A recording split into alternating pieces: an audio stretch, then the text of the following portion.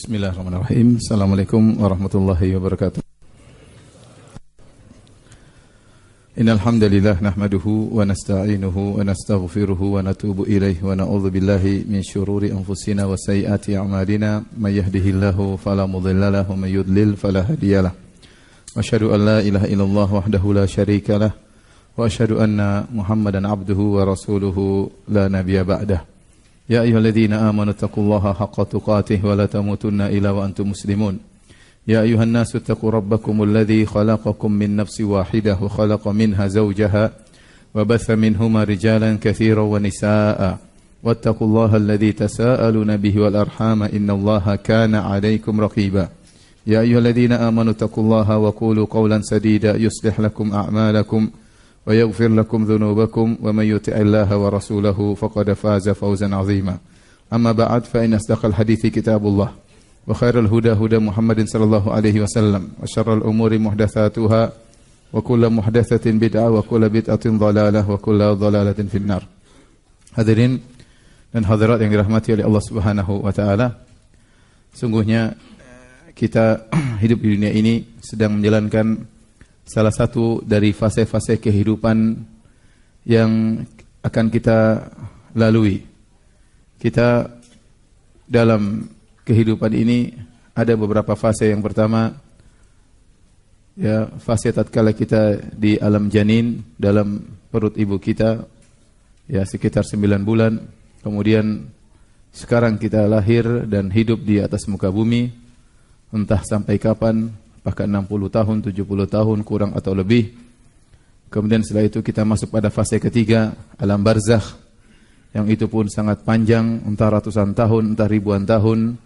Setelah itu kita masuk pada fase berikutnya di padang mahsyar, yang kata Allah Subhanahu wa taala, fi yaumin kana miqdaru 50 alf sanah, 50.000 tahun, di mana di situ kita akan melalui beberapa tahapan-tahapan yang mengerikan dan menakutkan. Kemudian fase yang terakhir kita akan masuk surga atau neraka, wal iyadzubillah. Jadi dari sini kita sadar bahwasanya, ya, kita sekarang baru fase kedua kehidupan di atas muka bumi ini. Dan ini adalah fase terpenting, karena di fase inilah yang menentukan bagaimana kehidupan kita di fase-fase berikutnya. Bagaimana di alam barzakh, bagaimana nanti di padang mahsyar, dan terlebih lagi di penghujungnya surga atau neraka. Dan kita pun tahu bahwasanya kehidupan kita di atas muka bumi ini cuma sebentar. Kata Nabi sallallahu alaihi wasallam, "A'maru ummati baina 60 wa 70 wa aqalla man yajuzu dzalik." Umur umatku hanya 60 sampai 70 dan hanya sedikit yang melampaui 70 tahun, ya. Dan banyak di antara kita yang sudah 50 tahun, ada yang sudah 60 tahun, ya. Ada yang masih di bawah 40 tahun. Kata orang apa? Milenial. Coba yang di bawah 40 tahun angkat tangan. Lebih banyak. Yang di atas 40 tahun angkat tangan. Itu apa namanya? Kalau 40 tahun di atas namanya milenial, bukan? Milenial di bawah 40. Di atas 40 aluminium. Di atas 50 tahun angkat tangan. Ya, di atas 60 besi tua. Ya, kita sebentar lagi meninggal dunia. Kita sebentar lagi akan meninggal apa? Meninggal dunia. Kita semua sedang ngantri di satu rel menuju pintu kematian, bertemu dengan Allah Subhanahu wa taala. Suka atau tidak suka. Dan kita semua tidak ada yang keluar dari antrian tersebut. Hanya saja kita tidak tahu siapa yang di depan. Apakah saya di depan Anda atau Anda di depan saya. Tapi kita semua sama-sama ngantri. Pada kajian tematik kita kali ini sebenarnya kajian, ya, kajian mukaddimah saja, ya, karena kita sudah lama libur, ya. Saya bingung juga mengisi kajian apa. Saya mau libur lagi tapi saya nggak enak sama antum, ya. Sebenarnya saya ingin libur hari ini. Akhirnya ya udahlah tematik aja, entah apa yang di kepala saya nanti kita sampaikan, ya. Insyaallah pekan depan baru kita mulai kaji lagi tentang kitab tauhid, ya. Dan pada kesempatan kali ini saya ingin bercerita tentang surga, ya, biar kita semangat beramal soleh, ya. Nabi sallallahu alaihi wasallam mengingatkan kita bahwasanya kehidupan dunia hanyalah sementara. Kata Nabi sallallahu alaihi wasallam, "Mali walid dunya, innama mathali wa mathalud dunya karaqibin istadhalla tahta syajaratin thumma raha fatarakaha." Kata Nabi sallallahu alaihi wasallam, Apa urusanku dengan dunia? Sungguhnya perumpamanku dengan dunia seperti seorang yang sedang dalam perjalanan, mampir sebentar di bawah naungan sebuah pohon, kemudian dia pergi melanjutkan perjalanan meninggalkan pohon tersebut. Ini isyarat kepada fase-fase yang kita akan lalui tadi. Kita hanya mampir sebentar aja. Nabi isyaratkan sampai seperti hanya mampir sebentar. Ya. Memang benar sebentar dibandingkan dengan alam barzah yang entah ratusan tahun, entah ribuan tahun, dibandingkan dengan padang mahsyar 50.000 tahun, dibandingkan surga neraka yang kekal abadi, maka 60-70 tahun tidak ada artinya. Ya. Makanya benar kata Allah Subhanahu Wa Taala, "I'lamu annamal hayatud dunya la'ibu wa lahu."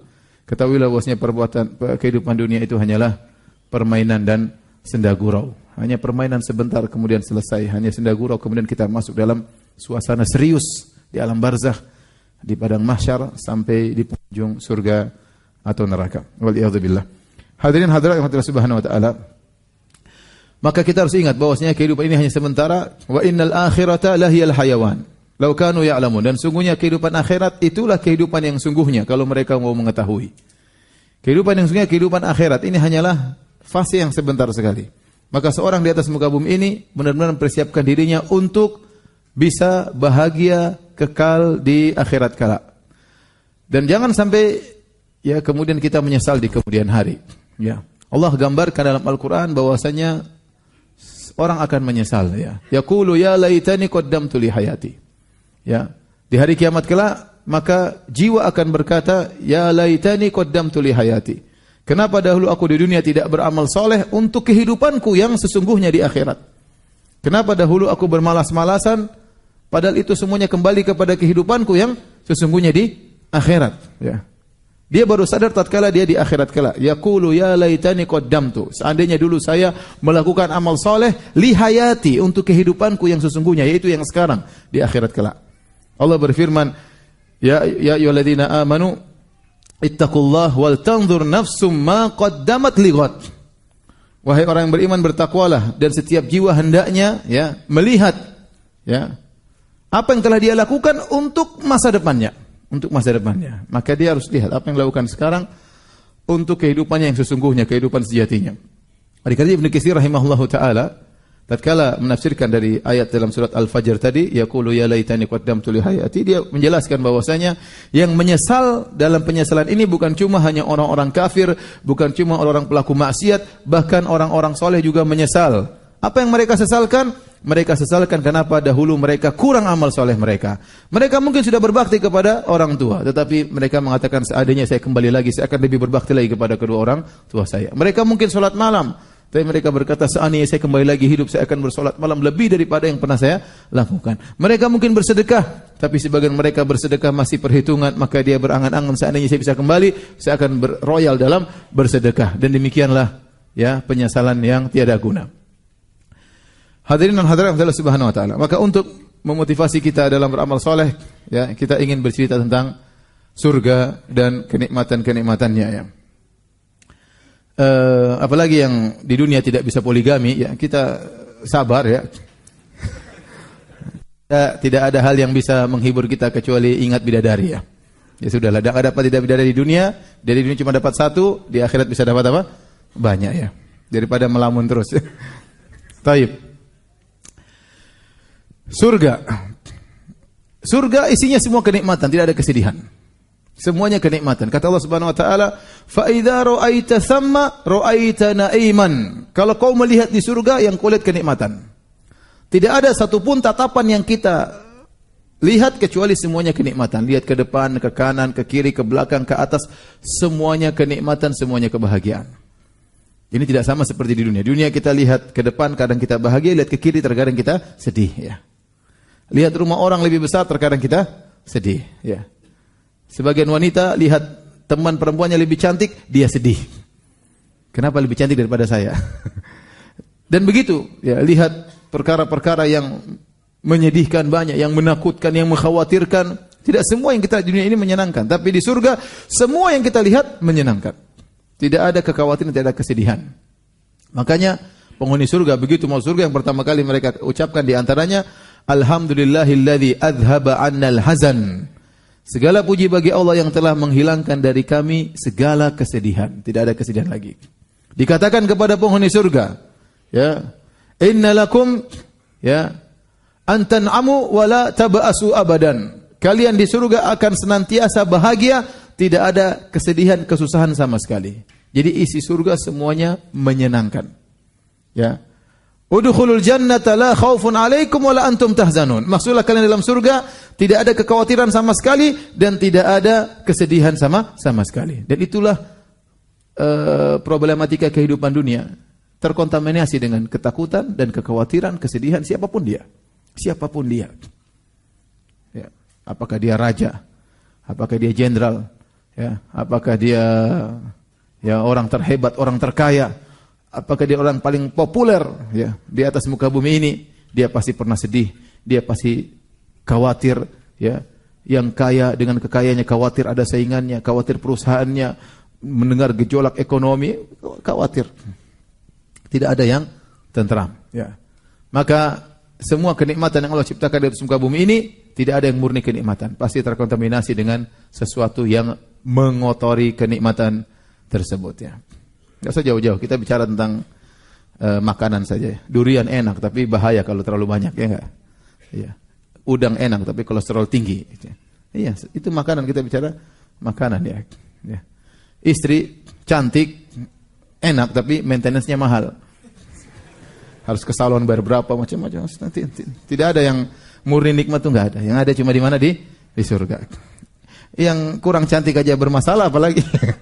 Intinya ya semuanya seperti itu dalam kehidupan dunia ini. Mau nikmat murni cuma di mana? Di surga. Cuma di surga. Baik. Jadi di surga semuanya kenikmatan. Fa idza ra'aita thamma ra'aita na'iman. Kau akan melihat semuanya kenikmatan. Kata Allah Subhanahu wa taala, wa mulkan kabira. Kalau kau lihat di surga kau akan melihat kerajaan yang besar. Ini apa? Isyarat bahwasanya penghuni surga dia adalah seorang raja yang hebat. Dia memiliki kerajaan yang besar. Bukankah Nabi kabarkan kepada kita bahwasanya penghuni surga yang paling rendah ya, adna ahlil jannati manzilah. Orang penghuni surga yang paling rendah Allah berikan kepada dia lakad dunya wa asyratu amsalihha.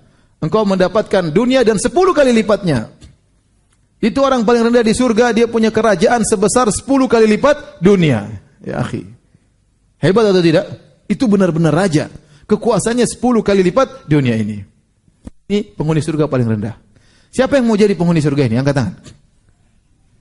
Mau? Paling rendah? Coba saya tanya ulang. Saya bilang lagi. Dia ini milik kerajaan 10 kali lipat dunia. Tapi dia penghuni surga paling rendah. Siapa yang mau jadi penghuni surga ini yang paling rendah? Ada 1 orang, 2 orang. Yang penting masuk surga katanya. Yang lain tidak mau, pede. Padahal sholat malam aja tidak pernah. Pede, tidak mau jadi penghuni surga paling rendah. Taib. Ini penghuni surga paling rendah. Dia seorang benar-benar seorang raja. Ya. Itu 10 kali lipat dunia dengan berbagai macam kenikmatan yang Allah berikan kepada dia. Dia bukan raja dunia yang ecek-ecek, enggak. Dia bukan raja dunia ecek-ecek. Ya. Dia raja-raja, benar-benar raja. Oleh karena di antara tafsiran wa mulkan azima, dia memiliki kerajaan yang besar. Kata sebagian salaf, istidzanul malaikah. Malaikat kalau mau ketemu dia minta izin dulu. Subhanallah. Malaikat kalau mau ketemu dia minta izin dulu kepada pengawal-pengawalnya. Bayangkan betapa agungnya sang raja tersebut. Dia benar-benar raja di surga. Raja di surga. Jadi kalau antum tidak pernah jadi raja, ya berusaha jadi masuk surga, insya Allah jadi apa? Jadi raja. Ini. Kemudian bagaimana kerajaannya? Kerajaannya ya surga, kata Nabi SAW dalam satu hadis, labinatun min fiddah, labinatun min dhahab, wa milatuha al-miskul adfar, ya. Asba'uha lu'lu' wal yaqut, turbatuha za'faran. Kata Nabi SAW, surga itu bangunannya, batanya terbuat dari perak, batanya terbuat dari emas. Kemudian tanah yang menggabungkan keduanya kalau kita semen terbuat dari misik, subhanallah. Kemudian batu bebatuannya terbuat dari mutiara dan permata, intan berlian. Kemudian pastinya terbuat dari za'faran. Itu baru pasirnya, belum bidadarinya. Ya. Allahu Akbar. Baik. Tadi kita bicara tentang apa? tentang bagaimana kondisi surga ya. Istananya yang sangat luar biasa, yang penuh dengan keindahan, penuh dengan kemewahan. Sekarang kita bicara tentang pohon di surga. Pohon di surga ya, sebagaimana kata Nabi sallallahu alaihi wasallam ya. Ma min syajaratin fil jannah illa wasaquha min dhahab. Tidak ada pohon di surga kecuali batangnya terbuat dari emas ya. Ini meyakinkan kita bahwasanya yang ada di surga laisa syai'un fil jannah mimma fid dunya ilal asma. Kata Ibn Abbas, tidak ada sesuatu pun di surga dibandingkan dunia kecuali yang sekedar nama. Allah menamakan pohon di surga ternyata berbeda dengan pohon di dunia. Pohon di surga ternyata batangnya terbuat dari apa? Emas. Kemudian kata Allah Subhanahu wa taala qutufuha daniyah. Ternyata dahan-dahan buah-buahnya rendah ya.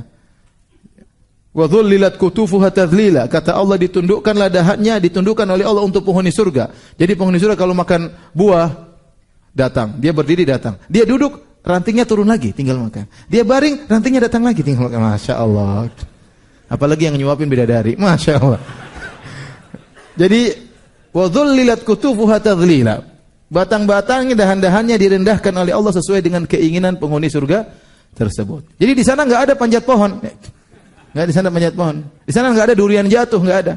Ya, karena semuanya datang, kemudian datang tinggal dimakan. Kemudian buah-buahannya tidak mengenal musim. Kata Allah Subhanahu wa taala, ukuluha daimun. Buah-buahannya selalu ada, tidak mengenal apa? Musim. Tidak seperti di Indonesia, di dunia yang buah-buah ada musimnya, ya. Musim rambutan ada musimnya, musim durian ada musimnya, musim salak ada musimnya, tidak selalu ada ya. Tidak selalu ada. Kalau ada selalu berarti tidak segar. Tapi di surga selalu masak dan selalu enak dan selalu ada. Tidak pernah berhenti ya musim buah-buahan tersebut. Saya selalu ceritakan saya pernah ngisi pengajian suatu daerah di Sumatera. Begitu saya dari bandara menuju daerah tersebut 2 jam, mereka cerita tentang keindahan daerah tersebut. Kata mereka, ya Ustadz di Sumatera ini buahnya duriannya enak. Saya bilang Masya Allah. Tapi kata mereka, tapi belum musim Ustadz. Belum musim jangan cerita. Kemudian mereka bilang, Ustadz, langsatnya juga, dukunya juga enak Ustadz. Oh, mungkin yang ini ada. Ada, ini juga belum ada Ustadz, belum musim. Ngapain cerita, musim apa di sini? Jadi di surga demikian ya, pohon-pohonnya berbeda dengan yang ada di dunia. Kita bicara tentang sungai. Sungai kalau kita lihat di dunia ya sungai seperti yang kita lihat sekarang, tapi di akhirat kata Allah Subhanahu wa taala ya fiha anharun min ma'in ghairi asin wa anharun min labanin lam yataghayyar ta'amuhu wa anharun min khamratil ladzatil lisyaribin wa anharun min asalin musaffa. Di surga ada sungai-sungai yang isinya air segar yang tidak pernah berubah kesegarannya. Ada sungai-sungai isinya susu. Bayangkan susu. Sungai susu. Coba tanya ibu-ibu, mandi susu mahal atau tidak? Mahal, ya. Mahal luar biasa, ya. Ini sungai isinya susu. Kata Allah, lam yataghayyar ta'amuhu. Susu yang tidak berubah rasanya. Karena kalau susu kita letakkan susu dunia, kita taruh di luar, dia pasti jadi kecut, ya, mengalami fermentasi, atau kemudian dia menggumpal-gumpal, ya, tidak lagi seperti yang sedia kala. Tapi susu di surga tidak demikian, tidak berubah rasanya, dan dia mengalir di sungai, masya Allah. Wa anharum min khamrin ladzatil lisyaribin. Ada sungai-sungai isinya khamr, isinya bir, isinya wine. Tapi kalau diminum tidak bikin mabuk, bikin kelezatan tapi tidak bikin mabuk. Antum bisa berenang di sungai tersebut sambil berenang minum bir, ya. Di sana mungkin ada ikan-ikannya, ikan-ikan juga tidak mabuk di situ. Ente bisa berenang di situ. Wa anharum min asalin musaffa. Dan sungai-sungai isinya madu murni. Luar biasa. Ini sungai-sungai di surga. Yang kata sebagian sahabat Anas bin Malik dalam sanad yang mauquf, kata beliau anharun tajri min ghairi ukhdud. Bosnya sungai-sungai tersebut mengalir tanpa ada lubangnya, mengalir di atas. Jadi jangan samakan sungai seperti di surga dengan sama seperti di dunia. Kemudian datang orang-orang liberal, apa ini Al-Quran? Ini cuma cocok untuk 1400 tahun yang lalu. Makanya bicaranya kebun, sungai. Dia pikir kebun seperti kebun di rumahnya. Dia pikir sungai seperti sungai di rumahnya. Ya. Dia tidak tahu di balik kebun tersebut banyak bidadari. Dia tidak tahu kebunnya isinya seperti itu. Dia tidak tahu sungainya seperti itu. Sampai sekarang aja zaman modern 2019, orang-orang Eropa pada pergi ke tempat-tempat yang penuh dengan hijau-hijau, ya tidak? Iya. Sampai sekarang orang kaya saja pergi ke puncak. Ya. Mereka masih cari kebun-kebun dan hijau-hijau. Ya. Saya pernah naik pesawat sama seorang dari Swedia, kalau tidak dari Swiss. Waktu saya ke Papua, dia pengen pergi ke Raja Ampat, subhanallah. Satu bangku sama saya. Saya bilang, ente nggak usah tanya saya ngomong dia bagaimana, pokoknya dia paham. Intinya saya tanya, sudah berapa lama? Saya sudah lama di sini, sudah sehari saya berterbangan dan terus capek dia. Terus kemana? Ke Raja Ampat. Kata dia ini tempat terkenal sekali, subhanallah. Jauh-jauh dia cari apa? Laut, cari pemandangan. Ya, sampai sekarang orang masih rindu dengan namanya air, mata air, kebun, kemudian sungai-sungai, apalagi bidadari. Makanya jangan dengar orang liberal. Orang liberal itu bahlul ya. Bahlul ya. Ya, Abu Jahlul. Baik. Hadirin hadirat yang Allah Subhanahu wa taala, inilah kebun-kebun, inilah sungai-sungai, inilah pohon-pohon, taman-taman ya. Apalagi kita bicara? Kita bicarakan tentang para pelayan di surga. Allah Subhanahu wa taala berbicara tentang para pelayan, kata Allah Subhanahu wa taala, wa yatufu alaihim wildanum mukhalladun. Dan berkeliling di sekitar mereka wildanum mukhalladun, anak-anak kecil yang kekal. Semua yang tinggal di surga kekal. Yang tinggal di neraka saja kekal, apalagi tinggal di surga kekal. Tapi kekal di sini bukan maksudnya mereka kekal, yang dimaksud oleh Allah kekekalan artinya mereka senantiasa kekal dalam kondisi muda, dalam kondisi anak-anak. Jadi tidak bertambah usia kemudian menjadi tua. Allah sebutkan pelayan-pelayan itu adalah anak-anak kecil yang bertebaran. Ya, idza ra'aitahum hasibtahum lu'lu'an mansura. Kalau kau lihat mereka, kau menyangka mereka adalah mutiara yang bertebaran. Sini ada banyak faedah. Dalam ayat yang lain, wa yatufu alaihim ghilmanul lahum, dan berkeliling di sekitar mereka ya anak-anak kecil milik mereka. Maksudnya anak kecil ini adalah Allah ciptakan buat mereka untuk melayani para penghuni surga. Bagaimana ciri-ciri pelayan tersebut? Ternyata mereka kecil. Dan kata para ulama, kenapa diciptakan pelayan kecil-kecil? Karena lebih enak untuk disuruh-suruh. Bayangkan kalau Allah bilang, dan engkau lihat om-om berkeliling, enggak enak kita nyuruh-nyuruh itu enggak enak. Om ambilin om, enggak enak. Tapi kalau anak kecil bertebaran ke sana kemari, dan namanya anak kecil dia lebih giat. Kita anak kecil aja main enggak berhenti-berhenti. Main terus sana loncat sini, kita aja enggak berapa energi yang harus dikeluarkan untuk ke sana ke sini. Anak kecil aktif ke sana sini. Dan mereka bertebaran.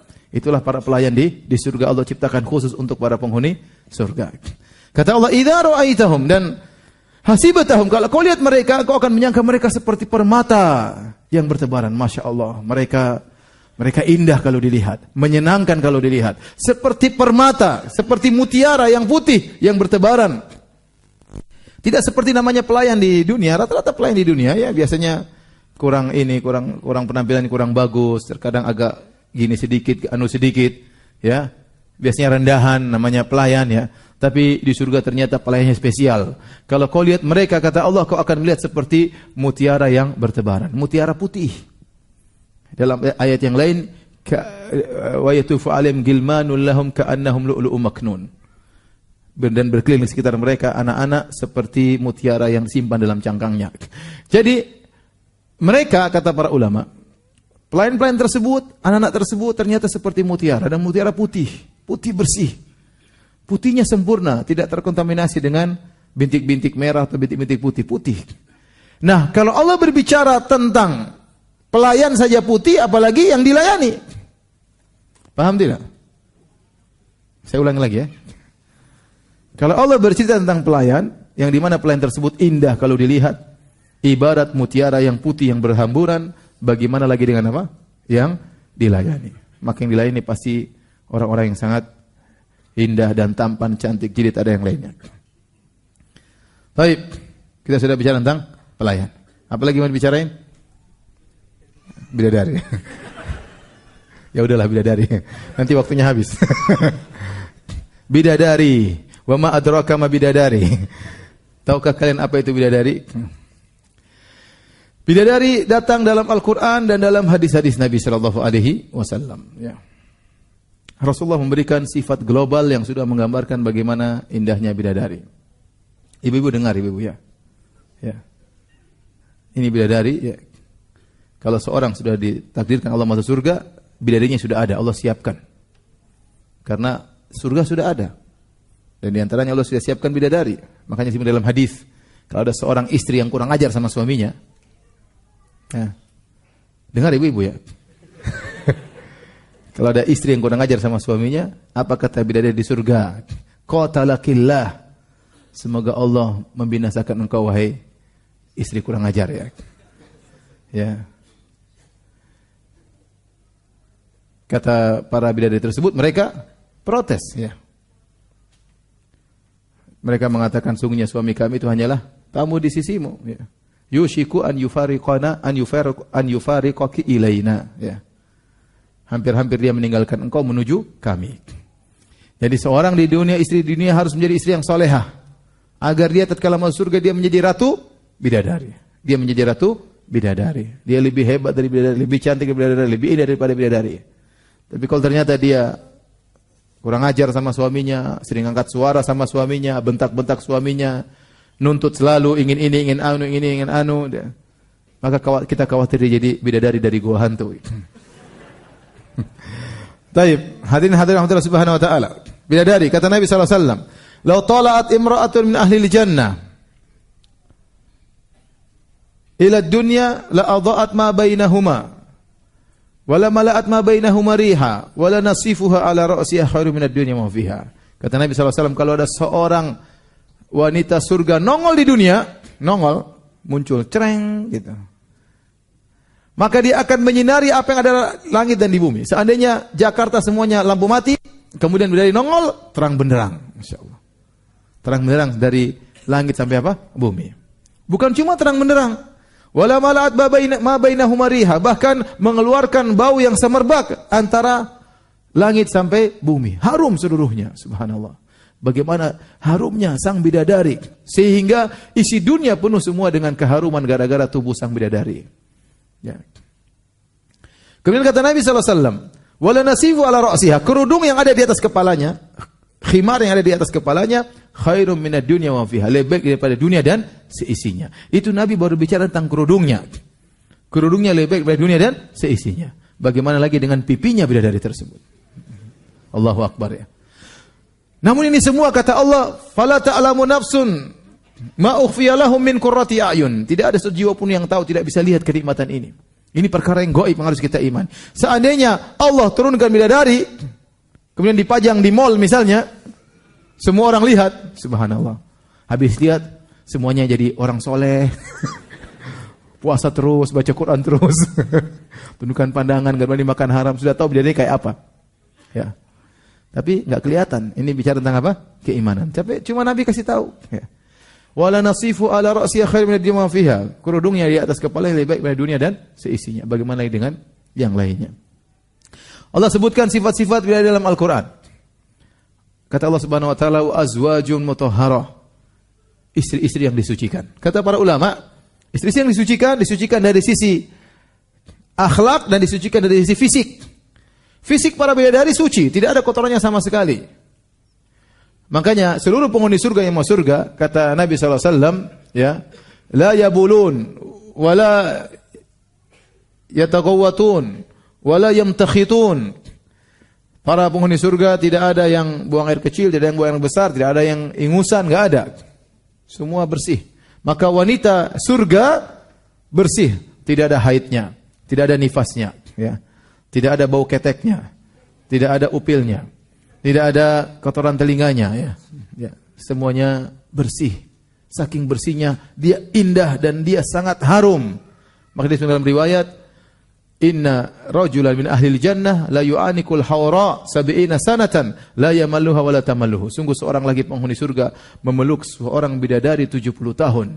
Dia tidak bosan memeluknya dan sang bidadari juga tidak bosan dengan dekapannya. Bayangkan 70 tahun. Ente coba peluk perempuan di dunia sehari aja. Sudah berbagai macam bau-bauan yang keluar ya. Sehari saja 24 jam. Ini 70 tahun dipeluk tidak bosan. Kenapa? Karena bersih, tidak ada dan harum, sangat harum. Itulah para bidadari. Bersih dari segala kotoran ya. Kemudian akhlak mereka juga sangat bersih, tidak ada hasad, tidak ada dengki, tidak ada ngomel-ngomel, tidak ada angkat suara, tidak ada semuanya. Ya. Sampai ada seorang pernah tulis pertanyaan sama saya, Ustadz, kalau saya mau surga, saya tidak mau ajak istri saya. Dia takut istrinya ngomel-ngomelin dia di akhirat. Saya bilang kalau istrinya masuk surga, dia akan berubah, akan dibersihkan oleh Allah Subhanahu wa taala. Ya. Ya, jadi urat ngomel-ngomel diputusin misalnya kata kalau istilah kita ya. Semuanya hilang. Yang ada cuma keindahan, kesenangan, tertawa, gembira, tidak ada marah-marah, tidak ada ngomel-ngomel, tidak angkat suara, tidak ada. Akhlak mereka sangat mulia. Makanya Allah mengatakan qasiratut tarf lam yatamithunna insun qablahum wala jan. Sungguhnya para bidadari tersebut mereka menundukkan pandangan mereka dan mereka tidak pernah disentuh oleh manusia dan bahkan jin tidak pernah menyentuh mereka. Mereka yang bidadari diciptakan oleh Allah tidak pernah mengenal lelaki lain. Yang mereka kenal cuma antum kalau antum masuk surga. Antum bayangkan, Allah ciptakan makhluk yang sangat cantik jelita yang dia tidak pernah lihat kecuali antum. Antum yang paling tampan. Karena memang enggak ada yang dia pernah lihat. Dia tidak tahu laki-laki lain. Yang dilihat cuma ente. Jadi ente yang paling tampan. Wajah ente kayak apapun, ente paling tampan. Ya, jadi qasiratut tarf, tundukan pandangan, enggak pernah lihat yang lain. Tidak pernah bandingkan suaminya dengan lelaki lain, enggak pernah. Enggak pernah. Ya. Akhlaknya mulia, selalu melayani suaminya. Kenapa? Dia tidak pernah disentuh oleh manusia manapun dan tidak pernah disentuh oleh jin manapun. Kemudian mereka hanya nunggu di kemah-kemah menanti kedatangan suami mereka. Kata Allah Subhanahu wa taala, hurum maqsuratun fil khiyam, menantikan di kemah-kemah, menantikan kedatangan apa? Suami mereka. Siap melayani suami mereka 24 jam. Kapan saja suaminya pingin, maka selalu mereka melayani suami mereka. Di dunia tidak demikian. Tidak setiap wanita siap melayani apa? Suaminya.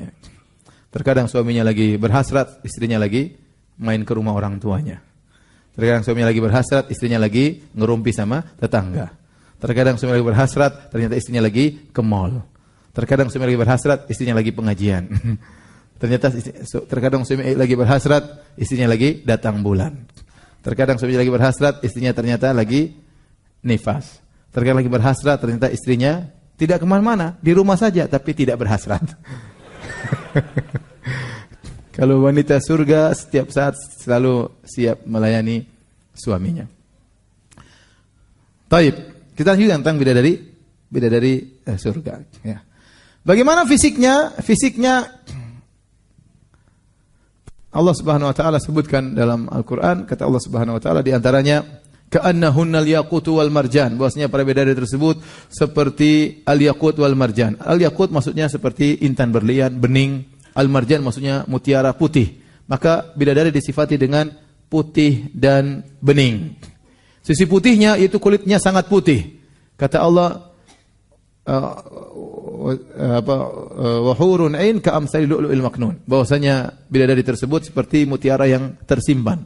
Putihnya sempurna, saya seperti katakan tadi tidak ada terkontaminasi dengan merah-merah, hitam-hitam, tidak ada tailalat, enggak ya. Tidak ada bintik-bintiknya, putih bersih. Itulah kulit bidadari. Saking putihnya begitu kuat sampai terlihat di balik gaun yang dia pakai. Kata Nabi sallallahu alaihi wasallam, "Yura bayadu saqaiha min wara'i sab'ina hullah." Ya, kata Nabi sallallahu alaihi wasallam, terlihat putih betis bidadari tersebut di balik 70 gaun yang dipakai oleh bidadari tersebut. Jadi kalau bidadari tersebut antum ketemu di surga, dia pakai gaun 70 lapis, sudah tutup badannya, masih kelihatan putih betisnya di balik 70 gaun tersebut. Luar biasa. Kalau kita di dunia perempuan putih tutup satu gaun sudah selesai, nggak kelihatan putihnya. Ini 70 gaun, nutupi betisnya masih kelihatan apa? Putihnya, berarti putihnya menembus, Masya Allah. Gimana antum tidak sabar merobek itu 70 gaun ya. Kemudian beningnya kata Nabi SAW dalam hadis ya, kabiduha mir'atuhu, sungguhnya hati dari bidadari adalah cermin bagi sang suami. Jadi kalau sang suami berdiri di depan bidadari, Masya Allah, ditanya, aku di mana sayangku? Kau di hatiku. Benar-benar ada. Benar-benar ada cerminnya, wajahnya di hati sang bidadari, karena bidadari tersebut badannya bening, sampai-sampai wajah sang lelaki terpatrikan di hati sang bidadari. Sampai kata Nabi SAW, Yura mukhu saqaiha min wara'il lahmi minal husni. Terlihat sumsum betisnya di balik dagingnya karena saking indahnya. Kalau Nabi stop di situ, terlihat sumsum betis bidadari di balik dagingnya, kita sudah ngeri. Sumsumnya kelihatan. Ini bidadari atau gendruwo ya maksudnya. Tetapi Nabi sebutkan minal husni karena saking cantiknya. Kita nggak bisa bayangkan, sudah. Kita nggak bisa bayangkan. Pokoknya bidadari sangat indah. Ya. Taib. Kita hanya bisa berdoa semoga Allah Subhanahu Wa Taala menjadikan istri-istri kita sebagai ratu bidadari dan semoga Allah kumpulkan kita dengan istri kita atau istri-istri kita di surganya kelak. Ya Rabbal Alamin. Bapak-bapak sabar ya, jaga pandangan, jangan suka melotot sana sini ya. Ya, kalau mau dapat bidadari konsentrasi sama istri yang ada ya. Allahumma kfina bihalalika an haramik wa agrina bifadlika amman siwak. Ya Allah, cukupkan kami dengan yang halal yang kau berikan kepada kami. Ya Allah, kasih kita istri satu halal, nikmati. Dikasih dua, alhamdulillah. Kasih tiga, ya Allah alam ya. Kemudian jangan sampai kita kemudian melirik kanan kiri seperti kata orang rumput tetangga lebih apa? Lebih hijau ya. Setan menghiasi kemaksiatan. La uzayyina lahum fil ard, kata setan, dia bersumpah aku akan menghiasi ya kemaksiatan bagi mereka di muka bumi. Ya, kita hidup penuh dengan perjuangan ya. Kalau kita sabar dalam kehidupan ini, maka Allah akan memberikan kita yang lebih baik di surga kelak ya. Demikian saja apa yang saya sampaikan pada kesempatan kali ini. Kalau ada yang bertanya, saya persilahkan. Wallahu ta'ala alam bisawab.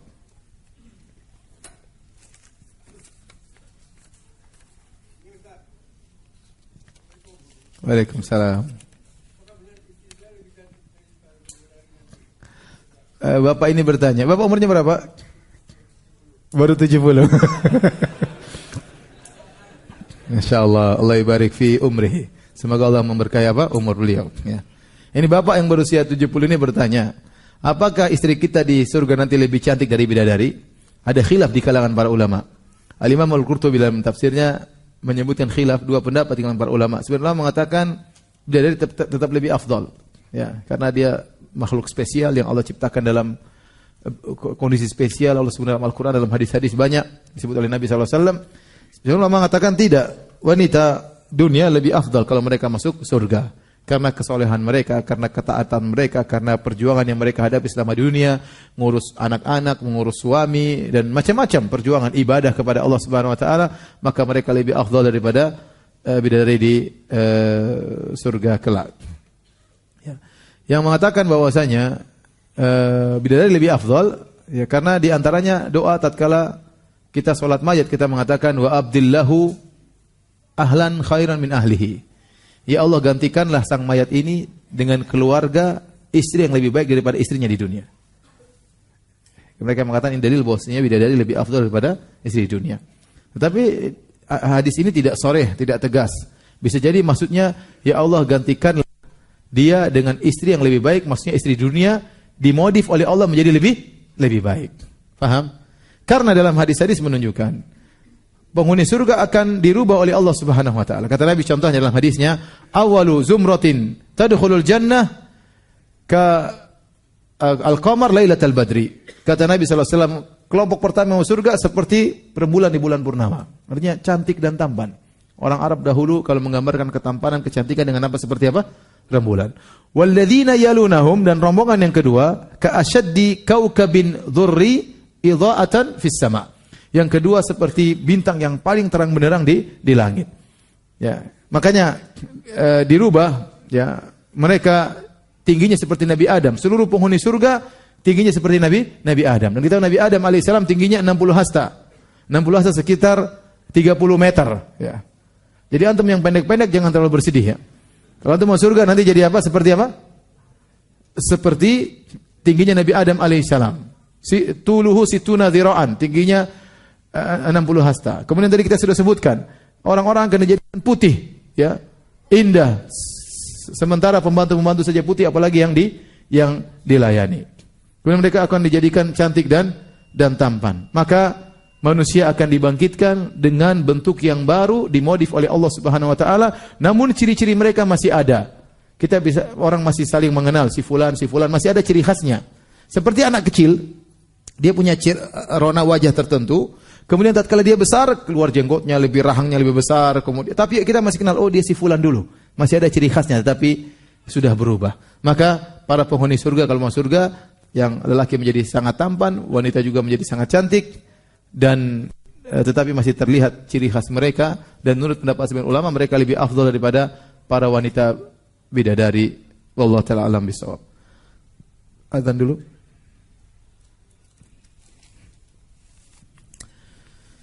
Hadirin hadirat yang Allah Subhanahu wa taala, pertanyaan bagaimana sikap terhadap orang yang jika kita mengungkit atau berbicara tentang surga, beliau berkata, itu nanti. Saat ini pikirkan dunia dulu. Ya. Karena kita hidup di dunia. Apakah saya salah jika membahas tentang kenikmatan surga pada orang tersebut? Ya. Orang dalam kasus ini beliau adalah orang tua saya. Tentunya membahas surga penting ya, karena itu di antara akidah ya. Kita kenapa bicara tentang kematian, tentang hari esok, agar kita tidak terpedaya dengan apa yang di depan kita ini. Kalau kita lupa tentang hari akhirat, hari kemudian, terkadang kita terlenakan dengan apa yang di depan kita. Tentunya tatkala kita mendidik orang tua harus penuh dengan kelembutan ya.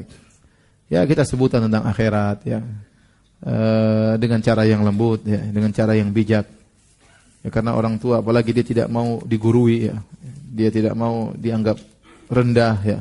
Betapapun seorang sudah mencapai gelar tinggi, tetap aja dia namanya anak-anak di hadapan mata orang tuanya, dan kita sabar dalam menyampaikan kebaikan kepada dia. Apakah istri yang kurang cantik atau seksi di surga bisa jadi lebih dari bidadari? Insya Allah ya, insya Allah. Sabar.